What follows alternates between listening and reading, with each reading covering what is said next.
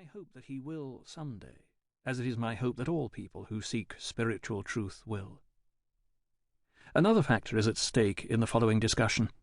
It is easy to take the weakest aspect of a world view and exploit it. But that is not what I wish to do. When one encounters expressions of belief that are openly affirmed and followed, even when they seem bizarre, one must ask the hardest questions. One must examine the stronger aspects of any world view as well. At base, one of my consistent premises throughout this series is that the popular aphorism, "all religions are fundamentally the same and only superficially different," simply is not true. It is more correct to say that all religions are, at best, superficially similar, but fundamentally different. In the pages to come, I hope that the vast differences between Christianity and Hinduism will become very evident in this imaginary dialogue. Yet it is important to remember that, as different as these faiths are, we must learn to accept those differences peaceably. Still, let us not be so mindless as to think that Christianity and Hinduism are saying the same thing, and that in the end the differences do not really matter. Both claim to be true and legitimate. This rationally implies, then, that it does matter what you believe. That is what this imaginary dialogue is about. Ravi, Zacharias. Prologue. Richard. "Subra, look out! That car is coming straight at us." Subramaniam. "Relax, my friend. This is how people here drive all the time." Richard. "Oh, here comes another one. Watch out! Is that guy drunk or something?" Subra. "Just hang on.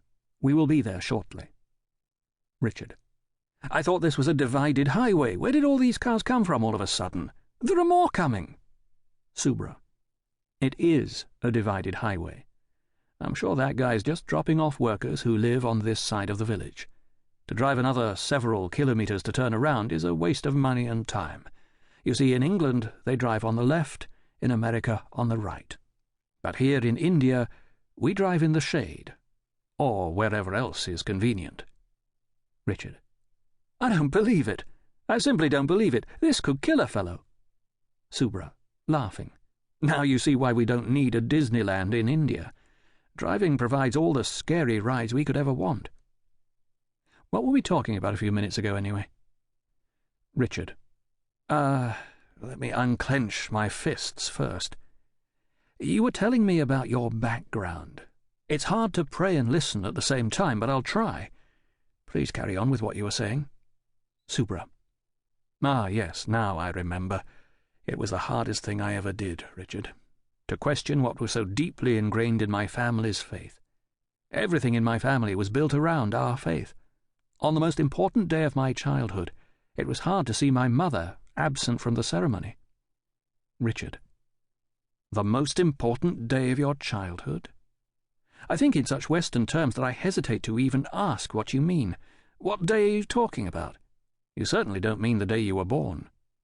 Subra. Well, almost, but not quite. Let me explain.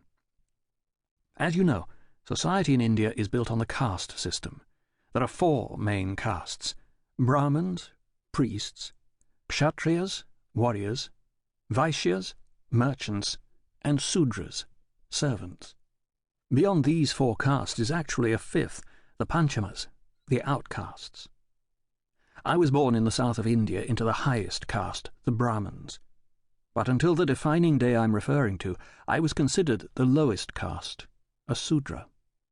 On this day, a day that is as auspicious can be, an initiation ceremony called the Upanayana was performed with the investiture of the sacred thread. It was only at this point that I formally became a Brahmin. Richard. Sacred thread?